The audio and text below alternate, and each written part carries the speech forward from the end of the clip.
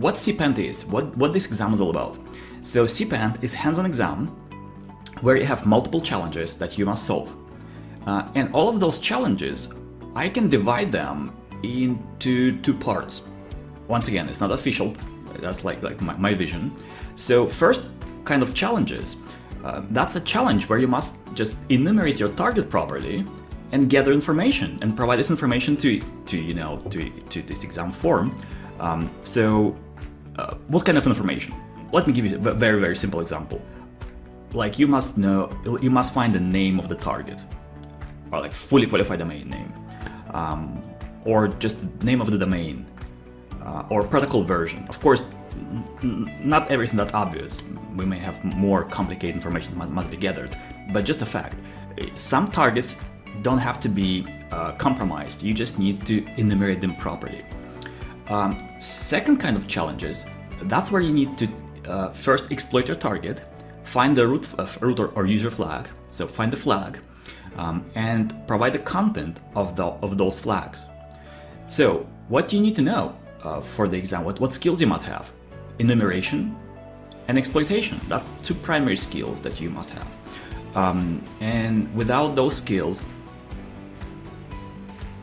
it's hard to take this exam or pass this exam. By the way, this exam is also open book, so you may use any materials you want. You're not really limited. And so another skill that you should have as well is Googling.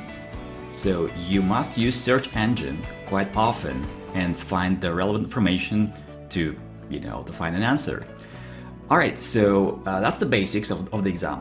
And so what kind of steps you may take to prepare well? First of all, you may think, all right, I will take an official course and they should give me everything. I would say you could do it, and so that will be one of my recommendations, but do it later. Don't rush. So first, what you should do is to have the skills I mentioned before, so you should train those skills. The best way to do it is to use some sort of cyber ranges where you can work with machines and try to compromise them. You probably know all of those famous services where you can find out those vulnerable machines that you can play with. If you don't, then use your Googling skill and find them. So why do you need all of this? You may also say like, all right, so I have CEH, Certified Hacker certification, so I know how to work with Nmap tools, and Wireshark and Metasploit will be enough. So of course you must know how to work with tools, but you should have skill. So you should think quickly. Like, let's say you run Nmap scan and you see that number of ports are open, and one of the ports, let's say 21. So you must quickly realize, all right, if I see this port opened, what should I do? I can try to log in anonymously. Didn't work. All right, so let me try to let's say brute force. Didn't work. Maybe if I gather a bit more information, I can find the version of this FTP server and just Googling and find out like maybe exploit for that maybe it's vulnerable and has exploit. So I may continue here. So you should have this skill, and you should have a skill of quickly quickly realize and analyze the result of your enumeration. So the more targets you compromised, I would say then better. They don't have to be extremely complicated targets like with insane difficulty. Just it's much better to have more easy targets rather than one but super complicated. So solid skill.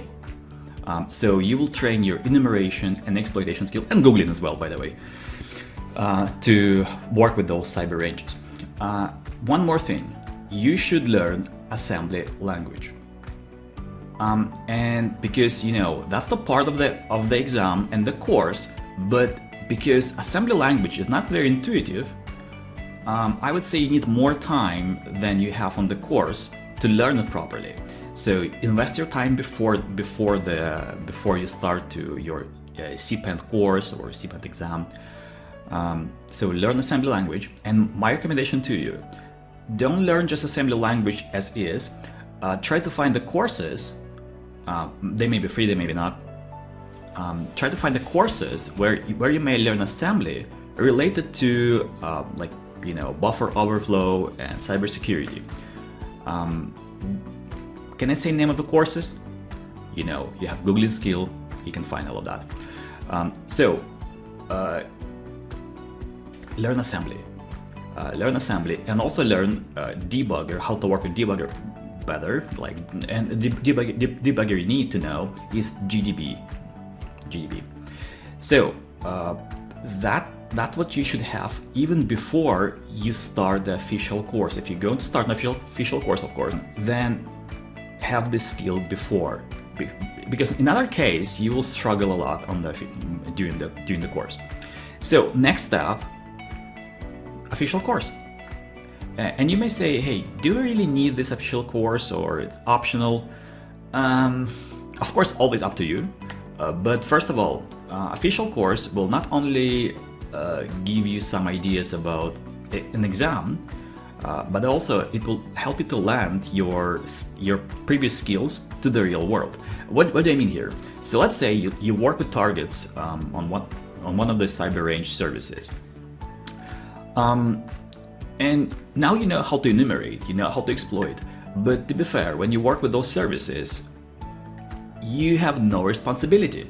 So you may compromise the target, you may destroy the target, you may destroy the network, and nothing bad will happen. So you just revert the machine and start over, right? But in the real world, it doesn't work like this. So if you do something like that in the real world, probably your customer won't be happy, and you won't be happy after customer feedback. A course will also help you to realize how to do it properly in the real world, and what should you keep in mind, and how to follow the proper methodology. But let's get back to the exam. So will it help you on the exam? Yes, especially because this course has a number of labs, hands-on labs. And what can I recommend you about those labs? So do all labs, but please try to avoid strategy that we call monkey see, monkey do. You just look at the instruction, see the command, execute that, and move on. So that's not what you need for the exam. So for the exam, you should really understand what it was. So try to understand why you're running this command. What was the result? Even before you move on, try to think. All right, so if I see this result, what I can do with that in the real pen test or on the exam. So if I see those ports open, if I see that information, what can I do with that? So try to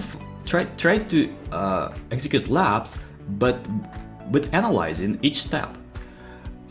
So do those labs first with instruction, then shut down the lab for a few days, and try it again. Start over, but this time without instruction. So do it yourself. Do it like a challenge. So try to establish the goal, like I want to, gather information from this machine, or I want to get a flag from this machine. Or maybe there's no flag there, but you want to compromise this machine. And try to do it without instruction. You can use Google as before, so because Googling is allowed, but try to not use instruction that gives you all the answers. Just use Google it. Do it yourself. That will be very helpful, and will help you a lot to prepare for the exam. At the same time, what you may also face like assembly language, binary analysis, IoT, OT ranges, many topics that you may find during the official course, and you may realize, oh, now to learn it better, because some of those topics are quite new to me, I must spend more and more time on that, and unfortunately that may take forever. So because to become expert in every of those topics, in IoT, in OT, in binary, in network penetration testing, you must spend a lot of time. I don't know how much, but a lot. And in that case, what should you also keep in mind? That you should keep a balance between preparation time and actual deepness and actual preparation, because of course it's good that you want to prepare better, but if you're trying to become expert in every topic, that will take forever and you will never take this exam. So but you may feel, okay, I still need more information, I'm not really sure about the exam. Let me give you one hint about the exam that should help you a lot and add a bit more confidence to you. So let me explain first how typically many exam takers start the exam.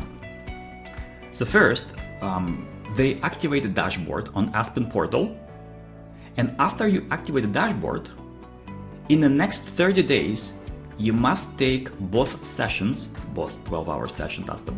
From my standpoint, that's the best way to take this exam. So you must take both sessions and submit a report. So in those next 30 days. So you activate the dashboard. So it starts a timer.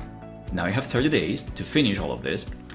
And you go to the Proctor portal to schedule the exam, and you realize, oh, there's no available slots with Proctor on this week, and maybe also some slots on the next week may be also busy. So you must wait a week more just to take a first session. So you lost. Not you, but exam taker lost 1 week from that 30 days. So let's what if we do something? What if we try something else? What if you first schedule your first session with Proctor, and before that session, you activate your dashboard. Now you have 30 days. Start counting from your exam session, from your first session. And now when you finish your first session, you have 30 more days to schedule the second one and submit your report. For the report, you just need a couple of days, so not too much time. What you can do, you may schedule the second session 3 weeks after. 3 weeks after first session. So you took your first session. You know about all the challenges. You know all the questions that will be asked. You know all the targets, and you have 3 weeks for additional preparation. Isn't it cool? So you have 3 more weeks, and you know everything that will be asked on the exam.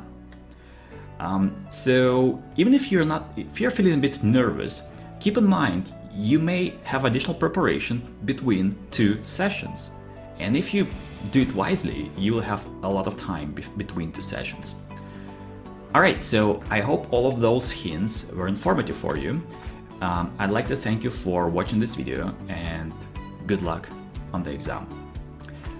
But before I just completely finish this video, just want to quickly repeat those steps again, real quick. So first of all, you should practice with cyber ranges and play with vulnerable machines. That will give you should give you solid enumeration exploitation skills. Then take an assembly course and learn more about buffer overflow and all this binary analysis and debuggers and GNU debugger. Then take an official course, and please do all the labs in the official course when you do an official course. But especially do them with thinking, with analyzing each step, and do them twice. First time with instruction, second time without instruction. You may do them more time than 2, but at least twice. And finally, don't try to be perfect. You have additional time for preparation if you schedule the exam properly. So just after the first session, you may have up to 3 weeks of preparation. Please use that time to fill those gaps that you have. Now, finally, that's it. Thank you again for watching this video. Good luck on the exam, and hope to see you in the next videos. Thank you.